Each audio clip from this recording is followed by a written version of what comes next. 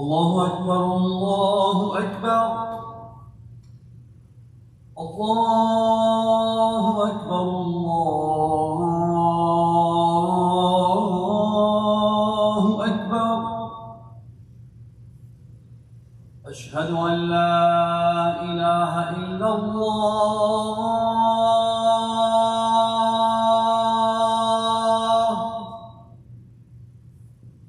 أشهد أن لا إله إلا الله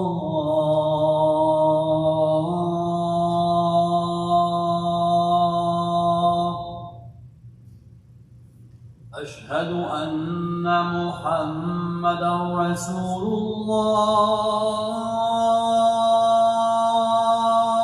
الله أشهد أن محمدًا رسول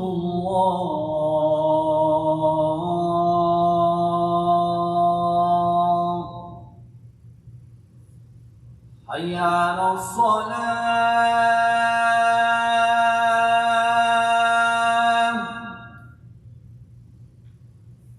حي على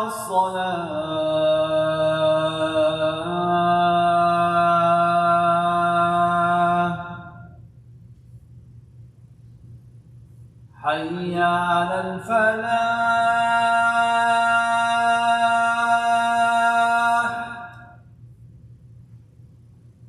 حي على الفلاح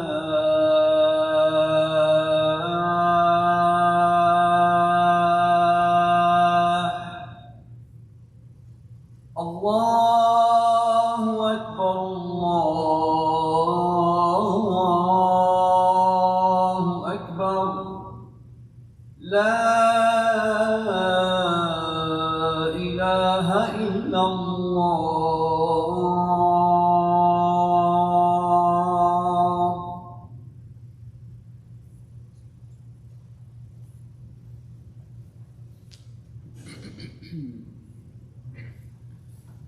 إن الحمد لله تعالى نحمده ونستعين به ونستغفره ونعوذ بالله تعالى من شرور أنفسنا وسيئات أعمالنا من يهد الله تعالى فلا مضل له ومن يضلل فلا هادي له وأشهد أن لا إله إلا الله وحده لا شريك له وأشهد أن محمدًا عبده ورسوله أما بعد فإن أصدق الحديث كتاب الله تعالى وأحسن الهدي هدي محمد صلى الله عليه وآله وسلم وشر الأمور محدثاتها وكل محدثة بدعة وكل بدعة ضلالة وكل ضلالة في النار.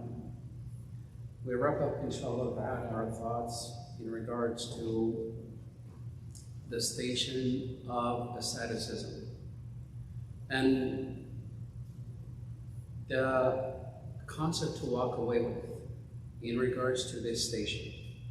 And as we mentioned before, the life of this world is a journey to Allah. Imagine this is a journey, and that journey is a highway, and it stretches straight to the hereafter. It comes from the life before we came to this world, it stretches right through the life of this world, and it ends up right in the hereafter, passing right through the life in the grave, the barzakh. These are all realities from the world of the unseen. Now, it is physical to us, the life that we live in, that we touch, we interact with, it is a tangible and physical world. However, the minute we cross over, this becomes nothing but history.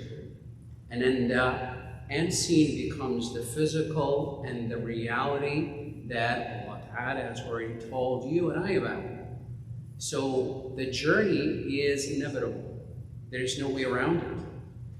Being aware of it and being informed and act upon that information is what you and I ought to invest in. And this is the smart thing, as the Prophet ﷺ says, "Al-mu'minu kayyisun fatin." A true believer is somebody who is smart in using his life given to him in this world. And fatin, this is not somebody who is just wandering through life aimlessly, but rather everything is calculated in a sense, because your time in the life of this world it would literally make or break what your abode is going to be like once you cross over to the hereafter. And this is just a reality, and each and every one of us ride in his own vehicle. Literally, the highway is already set, and everybody's already on that automatic mode of traveling on that highway, and that vehicle is your lifespan. And there is no control as to whether you can stop or not, or go on that, because that vehicle is already on automatic mode, taking you to the life of the next. However, it is extremely important for us to be aware as to what am I supposed to do while I'm traveling. And we said that each and every aspect of the life of this world, we ought to be knowledgeable about the things that would allow our journey to be an intelligent journey towards the hereafter that we are headed to. This is not, Allah Ta'ala give you one eye, we're given that intelligence to be used as a faculty. It is not to be misused or completely canceled out, and we wander through life no different than beasts and animals, as Allah Ta'ala described it, that those who don't use their intellect and don't really use their faculties and capacities given to them to be aware of their journey and to prep themselves for their journey, they're no better than beasts. Yet they're actually worse, because beasts are not really given the responsibility of, fulfilling the obligations that is imposed upon them. With the intellect, Allah Ta'ala give you a bunch of commands, and those commands at the end of the day, they come to serve you, to uplift you, to take you to this lofty place as a human being, the way you are sacredly and honored and dignified by the Creator Himself. And you cannot just aimlessly go and cancel out all of these faculties and all of these gifts Allah Ta'ala gave you when you wander through life. And we turn around and we could blame the whole world about our failure in understanding and in setting our tone and our feet on the right track, heading towards the next life. We could blame the whole world. It's not going to change the fact that we did not really do the right thing by ourselves, let alone by those around us. We just did not. And we literally wasted the whole life. Meaning that vehicle is going, the life of this world, your lifespan and my lifespan, each and every one of us is individually traveling in his own vehicle. That vehicle of yours is your lifespan. What is it how you want to use that lifespan given to you? It is up to you. And it starts by you being informed correctly. And this is when we say asceticism, it really strikes the balance of you, understanding few dynamics. One is the fact that the life of this world given to you is a gift. But what is it that you do with it is based on the information. You have to be knowledgeable about. The dynamics are always in front of you. And we said that each and every station, it is a station that you have to be aware of and knowledgeable and kind of rounded in knowledge in that regard. And when we say asceticism is for you, it is related to that what is decreed for you as sustenance, be it the sustenance of time, the sustenance of intellect, the sustenance of wealth, the sustenance of family, whatever it is that you sustain with, these are gifts. And those are accurately proportioned by the Creator Himself for each and every one of us, in such proportion that is not too extreme to the right nor to the left. Why? It is extremely balanced, that fits exactly you and your faculty and your quality to use it correctly. However, asceticism, we don't understand the dynamics, and this is why we just literally don't even know what asceticism is in the first place, the ascetic. And then it's for you to, it has to do, as we mentioned before, with the amount of risk. And that is the sustenance you're given. And especially when it comes to the monetary and wealth and possessions. And a lot of times, if we don't understand that the reality of how we should deal with our possessions and our wealth, we're either going to go completely after the wealth, and we completely ignore how to use it. And it is always going to be invested for the goals of what is materialistic that will be left behind at the minute we exit this world. And this is exactly that. It's not a philosophy. This is a reality that you and I have to be, and we have to absorb it. And that is whatever it is as wealth, as faculties, as possessions that were given to you by the Creator through many different means. Nonetheless, these are yours. And then you are entrusted with those possessions, with those faculties. And those ought to be used to be invested for your hereafter. This is asceticism. And it does not matter how much you possess, for as long as you still have the concept in the right place to be the good, accountable person to use whatever possessions you have, not for this world. And it's not about how much you amass and how much you collect. It's how well you investigate whatever it is you are entrusted with, whatever it is that you're blessed with for your head. So your vision is absolutely always clear. It's not about how much I amass, it's how much I invest, what I have. And that's asceticism. And it does not matter how much Allah put in hand you when it comes to possessions and wealth and gifts and bounties. It does not matter how much. It's how well your vision is so clear into invest in whatever it is to build in your home in the hereafter. With the examples, as we say always, example clarifies that concept. The Sahaba understood, the companions of the Prophet ﷺ, they understood this concept vividly. There was a man by the name, one of the companions by the name of Abu Talha al-Ansari. Mind you, after 13 years in Mecca, the Prophet ﷺ migrated with his companions for the sake of establishing a community where they will be able to freely establish the worship of Allah. And part of that worship is for themselves to be able to build their homes in the hereafter. That is the vision, and that is the goal that is they would never drop the ball on. That one will always remain intact. So when they come to Medina, mind you, majority of those who left Mecca, they left because of, most of them were persecuted. And most of them are chased after their home. Most of them are stripped away from their wealth, literally stripped away from their wealth. They walked away empty-handed all the way there. So arriving to Medina, into a different community, Medina, the indigenous people called the Ansar, majority of them, they're not the wealthiest people. There are a few of them that are wealthy, but the majority, they're just the common person that, yet they were very wealthy when it comes to their faith and their belief. And they were extremely generous in welcoming the poor from amongst those who migrated into their homes. And they opened their arms and their wallets and their homes, everything for those, because these are homeless. And mind you, the majority of those who arrived into Medina, they were literally homeless. This is in a way to understand that being somebody who doesn't have a lot of possessions, don't have a lot of wealth, it's not a shame. There's no shame in that. You could be the poorest person. Abu Hurairah, and we all hear this name, Abu Hurairah, over and over and over. He was a homeless man. And he lived in the masjid. He lived in the mosque, literally, for a long time in the mosque. That was his home. And people used to bring food to him. However, when you hear the name of Abu Hurairah, you're talking about a mountain, a Himalaya. The Himalayas, when it comes to the level and the degree of faith that this man had.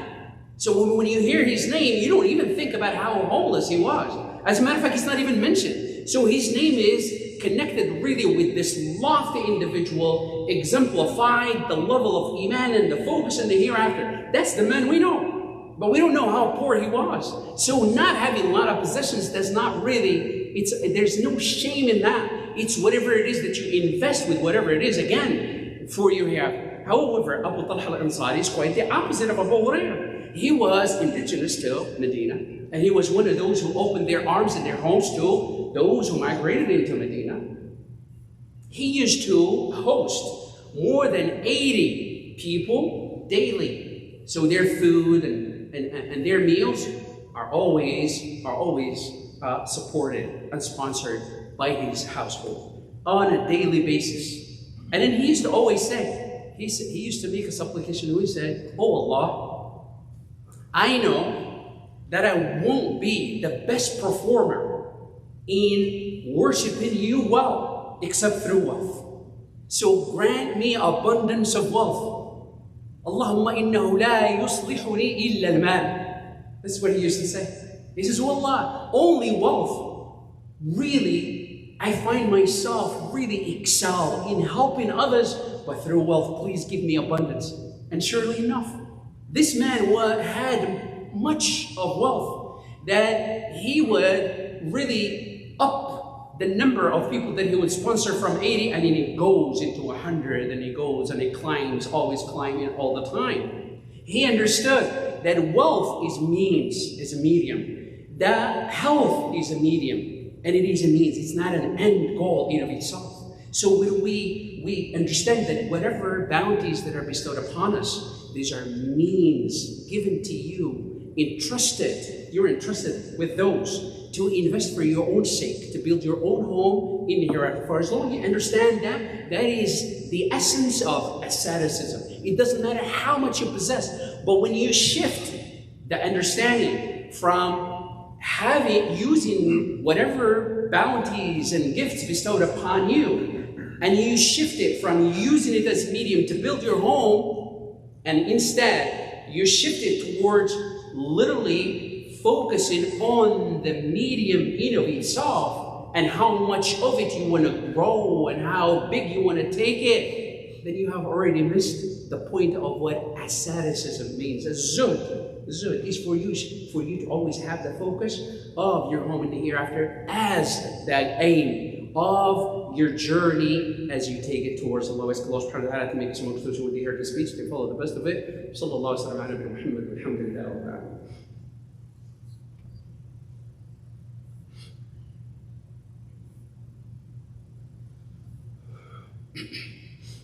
الحمد لله رب العالمين، له الحمد الحسن والثناء الجميل، واشهد ان لا اله الا الله وحده لا شريك له يقول الحق ويهدي السبيل، واشهد ان محمدا عبده ورسوله صلى الله عليه واله وسلم.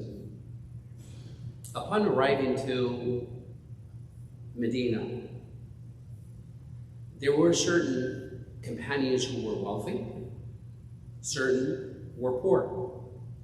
However, what it is a pattern with all of them, with much, or with abundance or lack of whatever it is, all of them have their understanding very clear about the hereafter. All the time, whether that is with wealth, with their moral compass, with their conduct, everything that they are given access to, except that they use it and invest it for their home, for the hereafter. But especially the reason why there is much emphasis and focus on wealth and possessions and chasing after the beauty of this world, because this is part of who we are. See, there is an Arabic saying that says, "Ad-dunya," that we as human beings, we have a mother, the life of this world as a mother. This is like a metaphor.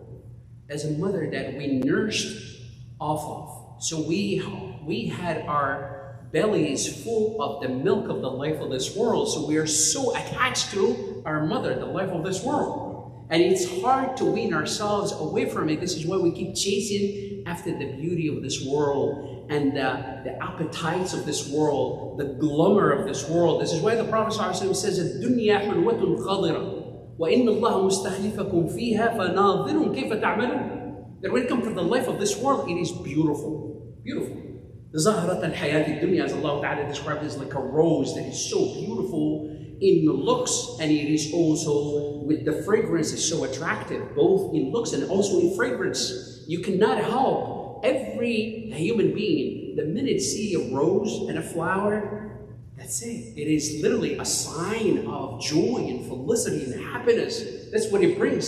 The fragrance of a rose is beautiful as well. So we're attracted to whatever is beautiful, whatever smells good. And he says the life of this world is no different than a beautiful rose. However, the reality about a rose is that the lifespan of it is extremely short. No matter how beautiful it is, the minute it sprouts and it gives you that 5-second look and 5-second fragrance, that's it. It disappears and it goes away. That's the reality of the life of this world. And this is why the Prophet ﷺ says, pay attention to the life of this world. It is hulwatun khadira. It is, when it comes to its appetite, they are very delicious. They're very welcoming. They're very tasty. Hulwa when it comes to the appetite. Khadira when it comes to the looks. They're very attractive. It's beautiful. The glamour of it. And then for you to really reach and have access to whatever it is from the form of the appetite or from the form of what is beautiful in the eye, you need wealth. This is why, to strike the balance, we have to always keep in mind, there is no shame and there is nothing that says you should not chase after the beauty of this world, nor after the appetite of this world. But the balance is when it's done at the expense of ignoring and sweeping under the rug the focus on your hereafter. It is your home, it is your journey, it is your vehicle, your lifespan is your vehicle. The journey is on and it is automatically set. We are all on it. Being aware of it and having the best use of our time of the life of this world is the key. Sa'd bin Abi Waqqas, and I close with this, was one of the wealthiest companions of the Prophet. And then he came to him and he said to him, Ya Rasulullah, I only have a daughter that would inherit me, and she's my only heir. Can I donate all of my money? He says, no. He says, can I donate at least 2/3? He says, 2/3? No. He says, how about half? He says, no. He says, how about 1/4? He says, 1/4 is okay, although it is still too much. الربع والربع كثير. He says, even the 1/4 is still full. He says, لأن تذر أهلك. He says, it is better for you to leave your family with some wealth to keep them lofty and sustained than to leave them out there exposed to asking handouts from others. So the balance again is, what is it that you use? Invest your wealth. It's not always in the strangers. You can invest your own wealth in the closest members of your family, your loved ones immediately, with that key. The key is your intention. What is it that whatever it is you spend, even, especially when it comes to your immediate family, your wife and kids and cousins and brothers and sisters, immediate family, they are the priority. And with the intention that you do it as a form of worshiping the one who created you. Guess what? What is رَبِّكَ خَيْرٌ وَأَبْقَى? That this is a way you earn the real sustenance of Allah in this world, to where you really get the joy, the felicity of the life of this world, the success, the blessings you're seeking in this world and in this physical, materialistic world. But what is already awaiting you as a reward in the hereafter is your home that is being built by Himself, subhanahu wa ta'ala, for you hereafter. We ask Allah subhanahu wa ta'ala to make us amongst those who, when they hear this speech, they follow the best of it. Wa sallallahu wa sallam ala nabiyina Muhammad. اللهم اغفر لنا ذنوبنا وإسرافنا في أمرنا وثبت أقدامنا وانصرنا على القوم الكافرين. اللهم اجعل الحياة زيادة لنا في كل خير واجعل الموت راحة لنا من كل شر. اللهم قنا الفتن ما ظهر منها وما بطن. اللهم لا تجعل الدنيا أكبر همنا ولا مبلغ علمنا. لا تسلط علينا بذنوبنا من لا يخافك ولا يرحمنا. رب آت نفوسنا تقواها وزكها أنت خير من زكاها أنت ولي ومولاها. اللهم اغفر لنا خطأنا وعمدنا وجدنا وعزنا وكل ذلك عندنا وأقم السلام.